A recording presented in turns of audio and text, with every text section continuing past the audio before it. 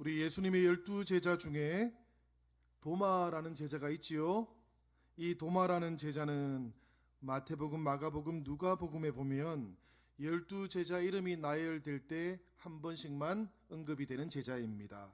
그런데 우리가 요한복음을 우리가 읽어보다 보면 그 요한복음에는 이 도마라는 제자에 대한 이야기가 많이 나와요. 그래서 우리는 이 도마라는 사람의 캐릭터를 요한복음을 통해서 우리가 가지고 있는 겁니다. 여러분들이 가지고 있는 이 도마는 어떤 사람입니까, 여러분? 어떤 분들은 이 도마에 대해서 이런 인상을 가지고 있어요. 예수님의 말씀을 잘 이해하지 못했던 제자.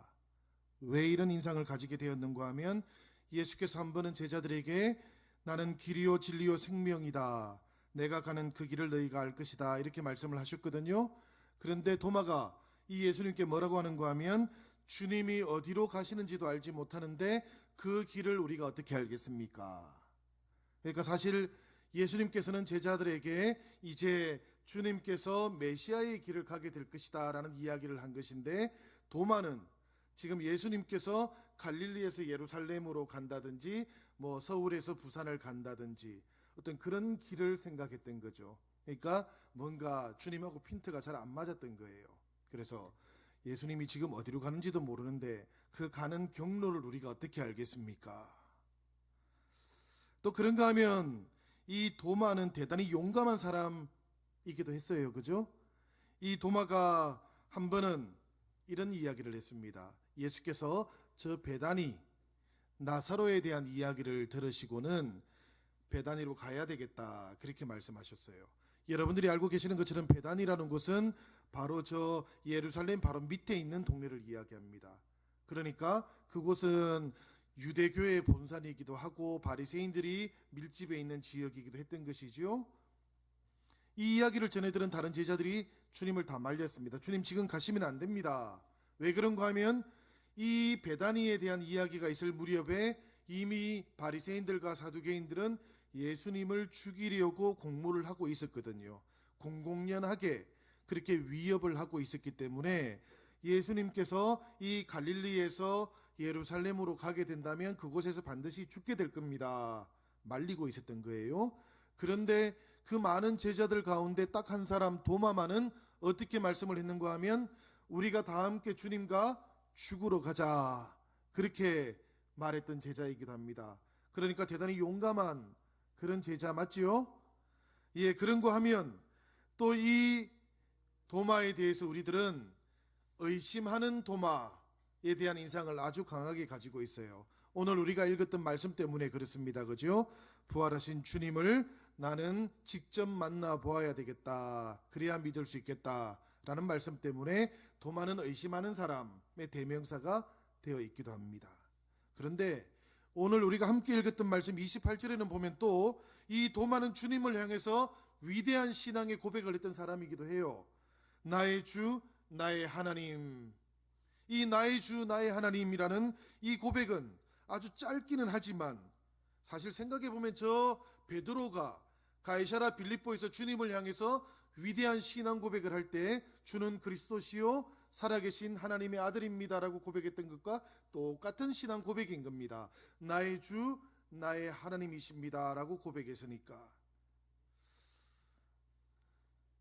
여러 캐릭터가 요한복음에는 있어요, 도마에 대해서. 그런데 여러분, 우리가 성경은 알려주고 있지만 우리가 잘 알지 못하는 도마의 캐릭터가 또 하나 더 있습니다. 그게 뭔가 하면 오늘 본문에 나오는 말씀인데요, 이 도마가 쌍둥이였다라는 겁니다. 어디서 알 수 있는가 하면 오늘 본문 말씀에서 도마를 소개할 때 디두모라 불리는 도마라고 이렇게 소개하고 있지 않습니까? 여기서 이 디두모라는 말은 그리스 말로 쌍둥이라는 뜻입니다. 그러니까 쌍둥이라고 불리는 도마라는 뜻이지요. 그런데 재미있는 것은 이 도마라는 말도 아람어로는 쌍둥이라는 뜻이에요. 그러니까 이 말을 그대로 해석하면 쌍둥이라고 불리는 쌍둥이라는 뜻이에요, 사실은. 서양의 이름 가운데 토마스라는 이름이 있지요. 아마 여러분들이 어린 시절에 영어에 처음 배운 말 중에 하나가 I am Tom 있지 않습니까? 그 탐이 토마스예요. 그죠? 토마스의 줄임말입니다. 그러니까 이 토마스라는 것은 쌍둥이라는 이름으로 이제 정착은 되어 있는데, 사실 이것이 이름으로 정착된 것은 성경에 나오는 제자 이 도마 때문에 그렇거든요. 근데 본래 이 사람의 이름도 도마인지 토마스인지 아니면 본명이 따로 있는지 우리는 알지를 못합니다. 성경을 아무리 살펴봐도 이분의 또 다른 이름은 나오고 있지를 않거든요. 그래서 늘 저는 좀 궁금해요. 쌍둥이라고 불리던 쌍둥이라는 게 이게 이름은 아닐 텐데, 그런 궁금함이 좀 있는 겁니다. 여하튼 이 제자가 쌍둥이였다라는 것은 분명한 것 같아요. 그래서 또 이어지는 물음이 하나 생깁니다. 그럼 도대체 누구하고 쌍둥이란 말일까? 이 도마는. 그래서 제가 요한복음을 수차례 읽어봤는데 아무리 찾아봐도 이 도마의 쌍둥이 형제 혹은 자매가 안 나오는 거예요. 도대체 이 쌍둥이는 어디 갔을까? 제가 나중에 하나님 나라 가면 하나님께 꼭 물어보려고 그럽니다. 도대체 왜 성경에 안 적어놨습니까? 도마에 대한 기본 정보가 이런 것들이에요. 우리가 요한복음을 통해서 보면, 오늘 본문의 이야기는 이런 우리 도마에 대한 기본 정보를 조금 가지고 보면 좋겠습니다. 이 이야기가 이렇게 시작이 되지요. 예수님의 12제자라고 불렸던 사람들이 있었습니다. 그죠? 이분들은 예수님하고 가장 가까웠던 제자 그룹을 말하는 겁니다. 이 가까웠던 제자 그룹 속에 도마도 포함이 되어 있었는데, 그런데 이 도마가 그만 부활하신 주님께서 처음으로 이 제자들에게 나타났던 날, 이유는 알지 못하겠습니다만은 어쩌다 보니 그곳에 없었던 겁니다. 정말 중요한 날이었는데 그들 가운데 한 사람이었던 도마가 그곳에 없었다라고 성경은 말합니다. 도대체 도마는 예수님께서 부활하신 다음에 제자들에게 처음으로 찾아왔던 그날, 그때 어디에 있었던 것일까요, 여러분? 혹시라도 알고 계시는 분은 저에게 좀 말씀해 주시면 좋겠습니다. 성경을 열심히 봐도 도대체 그때 도마가 어디에 있었는지도 성경은 알려주고 있지를 않아요. 그런데 여러분, 사실은 그렇기 때문에 우리는 성경을 향해서 주님 도대체 도마가 어디에 있었습니까? 라고 묻기를 멈추어서는 안 됩니다. 왜 그런가 하면 때로는 성경이 알려주지 않을 때에는 알려주지 않는 이유가 있는 것이거든요. 도마가 왜 그때 그 자리에 없었을까? 성경을 향해서 자꾸만 묻고 또 묵상을 하다가 보면 이 생각이 자연스럽게 묵상하고 있는 나는 지금 어디에 있는가? 도마는 도대체 어디에 있었을까? 성경에 답은 안 나오는데, 그래서 자꾸만 생각을 하는 나는 하나님하고 어떤 자리에 있는 것일까? 이런 물음을 자연스럽게 가지게 됩니다, 여러분. 사실은 이것은 성경을 읽고 있는 우리가 묻는 것이기도 하지만 묵상이 깊어지다 보면 성경이 우리를 그렇게 인도해 가는 것이기도 해요. 우리가 성경을 읽을 때 이 성경이 가지고 있는 배경이라든지 문화라든지 이런 것들을 공부하는 것이 참 좋기는 합니다. 그런데 그렇다고 해서 곧바로 이 하나님의 말씀의 뜻이 금방 드러나는 것은 아니에요. 그런 다음에 말씀을 자꾸만 묵상하고 기도하는 동안 내가 성경을 읽는 것이 아니라 성경이 나의 삶을, 나의 신앙을 읽어야 되는 때도 찾아오는 겁니다. 그리고 그때서야 비로소 하나님께서 이 말씀을 통해서 나에게 어떤 메시지를 주시려고 하는지를 우리가 깨닫게 되는 것이지요. 도마의 육신의 쌍둥이 형제 혹은 자매가 누구인지 우리가 알지를 못합니다. 그죠? 그러나 이 도마에 관한 말씀을 자꾸만 읽고 묵상하다 보면 성령께서는 이 도마와 닮은 우리의 영적인 모습을 발견하도록 그렇게 인도해 가신다라는 그런 이야기입니다. 그렇게 성령께서 우리를 인도에 가시면 그때 우리가 깨닫게 되는 것이 하나 있어요. 그게 뭔고 하면 도마의 육신의 쌍둥이 형제 자매가 누구인지는 알지 못하나 이 도마의 영적인 쌍둥이 형제 자매가 누구인지는 우리가 깨닫게 된다는 이야기입니다. 그것이 누군가 하면은 바로 그 말씀 때문에 돌아보게 된 우리들 자신이라는 이야기예요. 요한복음이 마태와 마가와 누가에서는 도마에 대한 이야기를 전혀 다루고 있지 않지만 요한복음이 이렇게 도마에 대한 이야기들을 차례차례 알려주는 이유가 이 도마의 모습과 신앙을 통해서 우리가 우리의 삶을 비추어 보라고 그렇게 말씀이 도마에게 허락되어 있구나라는 것을 깨닫게 됩니다. 도마는 우리 각자의 거울과 같은 인물이다라는 그런 이야기예요. 저는 그래서 이 요한복음이 아주 다양한 도마의 캐릭터를 우리에게 알려주고 있다 그렇게 생각이 듭니다. 실제로 이 말씀을 보면 예수님을 향해서 물음을 던지고 있는 도마가 나옵니다. 그지요? 잘 깨닫지 못하는 도마가 나옵니다. 예수님의 뜻을 제대로 깊이 알지 못하는 그 도마의 모습은 꼭 저를 닮았어요. 아무리 살아봐도 예수님의 뜻을 잘 모를 때가 있거든요. 또 그런가 하면 부활하신 주님을 만난 다른 제자들의 이야기를 듣고는 이 도마가 보이는 반응을 보면 그것도 저랑 닮았어요. 이 도마가 마음이 많이 상해버렸거든요. 다른 모든 제자들에게는 나타났는데 왜 하필 내가 없을 그때 주님이 나타났을까 속상한 그런 모습이 있거든요. 신앙생활을 하다 보면 종종 주님을 향해서 그런 속상함과 서운함을 경험할 때가 있습니다. 그렇게 주님을 향해서 때로는 의심을 하기도 하는데 그러다가 다시 언제 그랬나 싶게 믿음을 막 고백하고 있는 저 자신을 또 발견하기도 해요.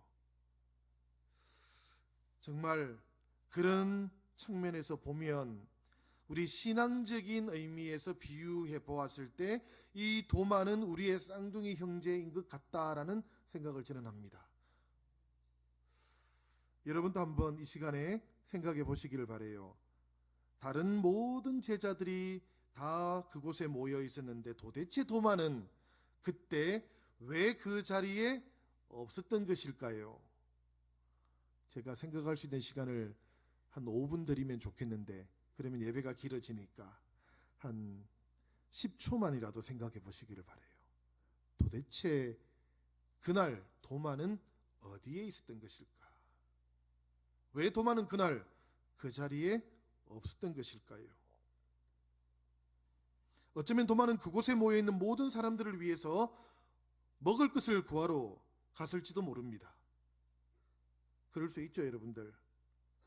그곳에 모여있던 모든 사람들이 두렵고 슬픔에 빠져 있기는 했으나 그들도 먹어야 했던 것이거든요. 무엇인가를 공급받아야 했던 사람들이었습니다. 어쩌면 도마는 아직도 너무 슬퍼서 혼자 있고 싶었을 수도 있어요. 마음속에 정말 주님이 십자가에 달리셨던 그 밤이 잊혀지지 않아서 그것이 깊은 트라우마를 형성했을 수도 있습니다. 누구도 만나기가 싫고요. 얘기하기도 싫어서 이 도마가 제자들로부터 좀 떨어져 있었을 수도 있습니다. 어쩌면 이 도마는 두려움 때문에 숨어 있었을지도 모릅니다. 우리가 주님과 함께 죽으러 가자라고요 그렇게 말했던 용감한 사람이 설마 그랬을 리가 라고 생각이 되실지 모르겠지만 역사를 보면 대단히 용감했던 사람들이 때로는 큰 두려움에 빠지는 경우들도 있습니다. 도마가 왜 그 자리에 없었을까? 그 이유를 3가지만 생각해 보았지만 여러분들은 아마도 각자의 자리에서 이 물음들을 생각해 볼 수 있을 겁니다. 사실 지금 우리가 떠올리고 있는 이런 이유들, 제가 방금 말씀드렸던 이런 이유들은 그날 도마가 왜 그 자리에 없었는지에 대한 도마의 알리바이 같은 겁니다.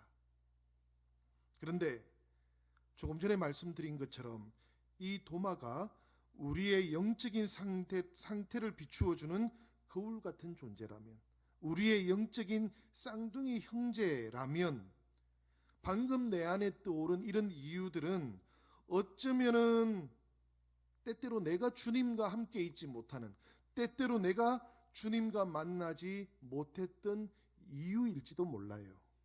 이건 도마의 알리바이가 아니고 사실은 나의 알리바이일지도 모릅니다. 내가 왜 평소에 주님과 함께하지 못했는지, 내가 왜 평소에 주님하고의 깊은 교제 속으로 들어가지 못했는지에 대한 알리바이일지도 모릅니다. 도마가 두려움 때문에 그곳에 없었을 것이다 라고 생각하시는 분들은 어쩌면 이것은 도마의 이유가 아니고 내가 이 땅에서 하나님의 백성으로 하나님의 나라를 살고 싶지만 나도 미처 깨닫지 못하고 있는 두려움을 내가 내 안에 가지고 있는지도 모릅니다. 여러분, 이 두려워하지 말라라는 말씀에도 불구하고 우리 안에 미처 내가 깨닫지 못하는 두려움이 때로는 나를 가로막아서 이 땅에서 하나님의 나라를 살아가고 있지 못할 수도 있다는 이야기예요. 그럴 때 다시 한번 우리가 주님의 이 말씀을 기억하기를 바랍니다. 두려워하지 말아라, 내가 세상을 이기었노라. 오늘 이 예배 자리에서 여러분들 모두가 다 혹시라도 그런 생각이 드신다면 세상을 이긴 그 주님의 힘을 힘입어서 내 안에 미처 깨닫지 못했을 그 두려움과 마주할 수 있기를 바랍니다. 사랑하는 여러분, 성령님께서 우리들을 하나님의 백성으로 살도록 결단할 수 있는 은혜를 베풀어 주시기를 바랍니다.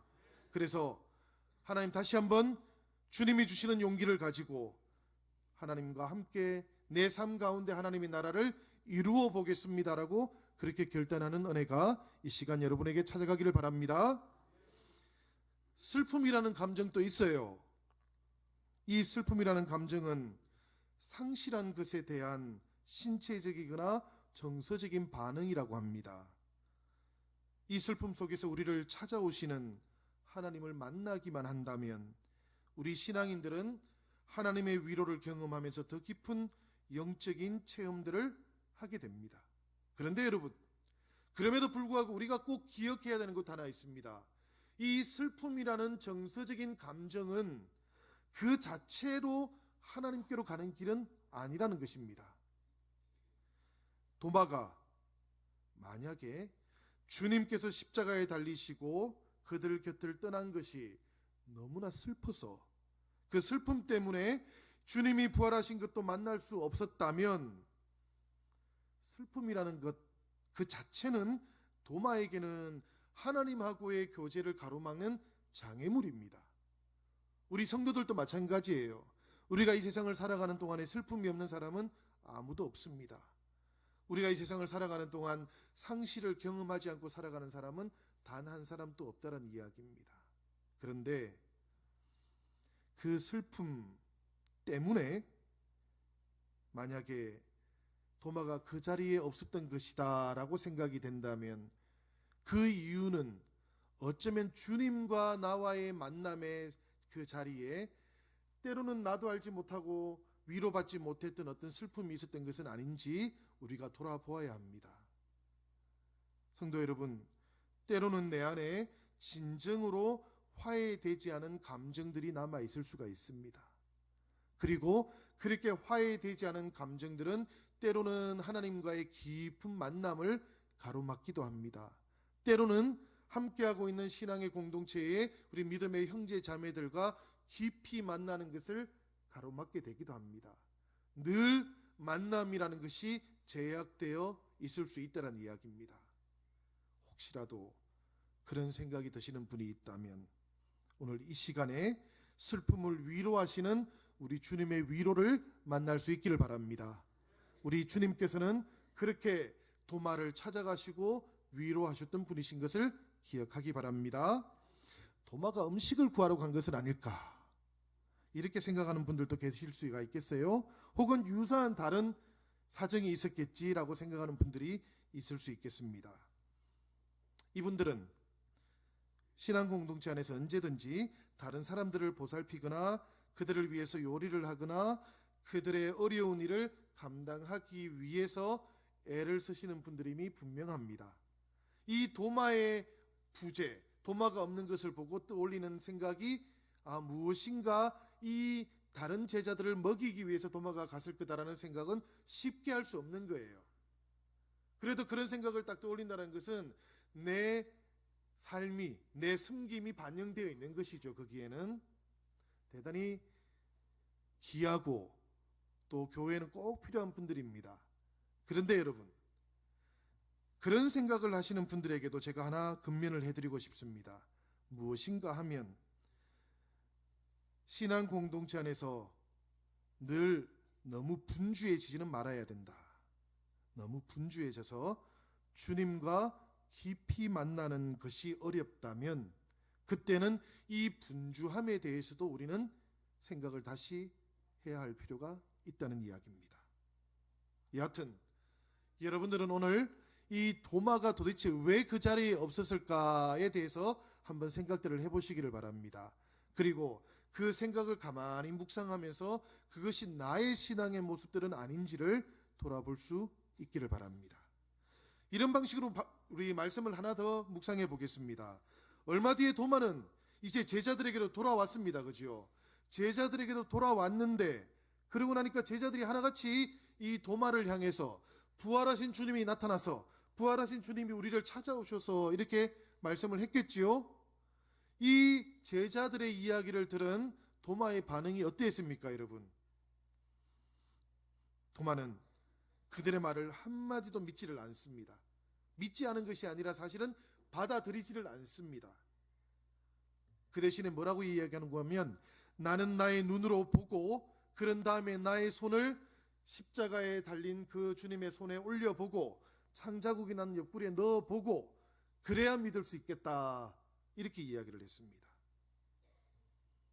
도마는 도대체 왜 이런 격한 반응을 보였던 것일까요? 보통은 이래야 되는 거 아닙니까? 주님이 살아나셨다고? 슬퍼했다면 기뻐해야 되는 것 아니겠습니까? 두려웠다면 이제는 소망으로 바뀌어야 되는 것 아닙니까? 그런데 도마는 그런 반응 대신에 나는 받아들일 수 없어. 왜 이런 격한 반응을 보이는 것일까요? 한번 생각들을 해보시기 바랍니다. 어떤 분들은 도마가 너무 합리적인 사람이라서 그렇다고 이야기합니다. 또 어떤 사람들은 도마가 제자들로부터 따돌림을 받았다라고 말하기도 합니다. 도마가 그렇게 생각한다는 겁니다. 다른 제자들이 실제로 그러지는 않았지만 도마는 그렇게 느꼈을 수 있다라는 이야기입니다. 부활하신 주님께서 나타나셨을 때 마침 그때 도마가 없었다면 다른 제자들이 달려와서 도마를 데리고 와서 주님을 만나게 했어야 되지 않을까? 도마는 그렇게 생각할 수 있다는 이야기입니다. 좀 불러서라도 주님을 나도 만나게 해주지. 알고 보니까 이거 내가 이 제자들 그룹에서 소외당하고 있었던 거 아니야? 도마가 이렇게 생각할 수도 있었다는 이야기입니다. 성경을 보면 도마가 왜 그런 반응을 보였는지에 대한 이유를 설명해 주진 않아요, 성경이. 그래서 우리는 다시 이 말씀을 자꾸만 묵상해 봅니다.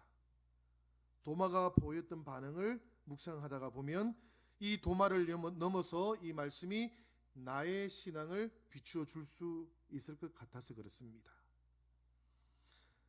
우리 가운데는 그런 분들이 없으시겠지만 누군가가 도마가 그런 반응을 보였던 것은 도마가 제자들로부터 따돌림을 받아서 그래 라는 생각을 하게 된다면, 그렇다면 그 생각 속에는 때로는 나의 마음 가운데 우리 신앙 공동체 안에는 따돌림이라는 현상이 있는 것 같아. 그런 따돌림 받는 사람이 있는 것 같아. 이런 느낌이 있어서 그럴지도 모릅니다, 여러분. 도마가 원래 의심이 많은 사람이라서 그래. 그런 생각이 든다면 우리가 깊이 묵상하는 가운데 무엇이 나로 하여금 하나님과 그분의 공동체를 깊이 신뢰하지 못하는 것일까? 무엇이 그렇게 신뢰하는 것을 가로막는 것인가를 되돌아보는 것이 영적으로 대단히 유익할 수 있습니다. 도마는 성경은 답하지 않지만 도마의 감정들을 우리는 한번 이렇게 추정을 해봅니다. 도마가 그렇게 부활하신 주님이 다른 제자들을 만나고 난 다음부터 8째 날이 이르기까지 도마는 이런 감정선들을 타고 있었을 것 같아요. 이것이 도마의 시간이었습니다. 그런데 여러분, 도마의 시간이 지나갔습니다. 도마는 이제는 기다려야 했습니다. 그리고 성경은, 이 요한복음은 우리에게 말하기를 8일째가 되는 날 주님께서 도마를 위해서 다시 찾아오셨다라고 그렇게 말씀을 하고 있습니다. 도마의 시간은 끝났고 기다림이 시작되었습니다. 이 기다림의 8일은 주님의 시간이었던 것이죠. 우리가 종종 이런 생각을 해보아야 할 것 같습니다. 우리가 기다리는 시간들, 그 시간들은 사실은 주님의 시간이라는 것. 그래서 때로는 그 시간들 동안에 우리가 해야 할 아주 중요한 일은 바로 주님이 우리를 위해서 생각하고 계획했던 그 일이 이루어지기를 기다려야 한다는 이야기입니다. 제자들 모두가 부활하신 주님을 만났던 그 시간들 동안, 그리고 그 만나고 그 만남의 경험들을 서로 나누고 있었던 그 시간들 동안 아마도 도마는 이 제자들로부터 약간 또 떨어져 있었을 것 같아요. 왜냐하면 나누어야 할 체험이 없거든요. 지금 도마는 부활의 주님을 만난 기쁨을 나누는 그 제자들 곁에 있지를 못하는 겁니다. 그렇게 8일의 시간을 도마는 보내고 있어요. 이렇게 따로 떨어져서 외로이 기다리고 있는 도마를 보면 이 도마도 우리를 닮아 있습니다. 그렇죠, 여러분들? 때로는 우리도 많이 기다리지 않습니까? 그런데 도마의 이 8일이 결코 기다림으로만 끝나지 않았다라는 것을 우리는 꼭 기억하면 좋겠습니다. 주님께서 도마만을 위해서 찾아왔고, 그리고는 닫힌 문을 열고 도마를 만나 주셨습니다.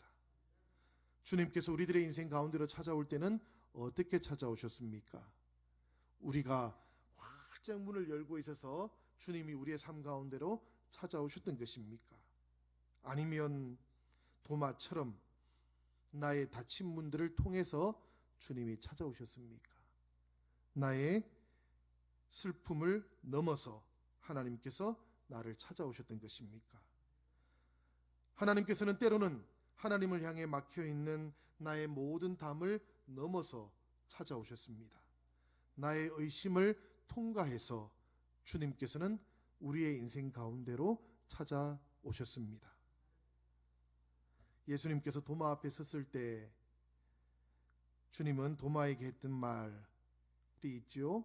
그 말이 무슨 말인가 하면 사실은 도마가 주님께 했던 말을 그대로 돌려주는 겁니다.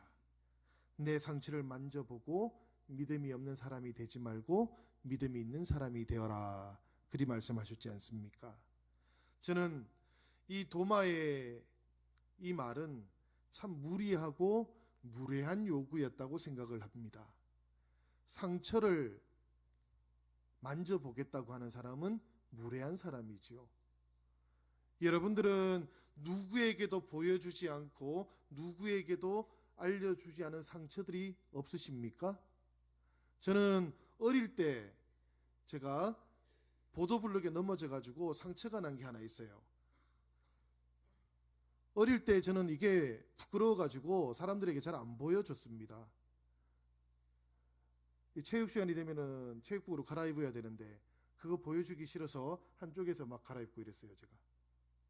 제가 전에도 말씀드렸지만 제가 꽤 수줍은 사람이거든요.